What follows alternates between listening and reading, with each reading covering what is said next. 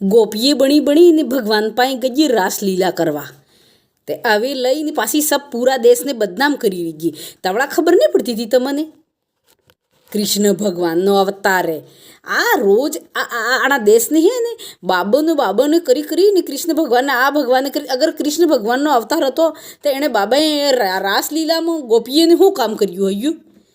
આવી ગોપીએ હે કે ગોપીએને લઈને જવાવાળા બી પેલા એમ કહેવા લાગી ગયા કે હવે તો અમારે તો ગોપીએ તે ખરાબ થઈ ગઈ એને બાબે વગાડી નાખીએ ના થયું એને ફલાણું થયું ઢેકડું થયું ને. સાલા સૂતિયા હો તમે, સૂતિયા હો. એટલી ખબર નહીં પડતી હતી તમને?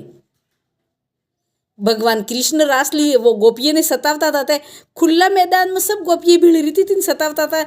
એમાં આપણું તો દેખો ભાઈ ટીવીમાં આપણે તો જ્યાદા ખબર હે ને, પણ આ બંધ કપડામાં ગોપીએ એક ગોપીને હાથે પેલી તે ઇકઠ્ઠી ગોપીએ રહેતી હતી. તે ભગવાન કૃષ્ણ એના હાથે મજાક કરતા હતા સબ હાથે મળીને. ને આ એક ગોપીડી ને ભગવાનનો અવતાર, ભગવાન કૃષ્ણનો અવતાર લેવાવાળા ખરાત બાબા.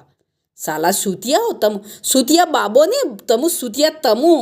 તમે લઈને જવાવાળાની પેલી બાઈએ તમે હે કે આના પૂરા દેશને બરબાદ કરી નાખવાની હોય, ઇજ્જતને પાણી ઉતારી દીધું હોય તમે જવાવાળી.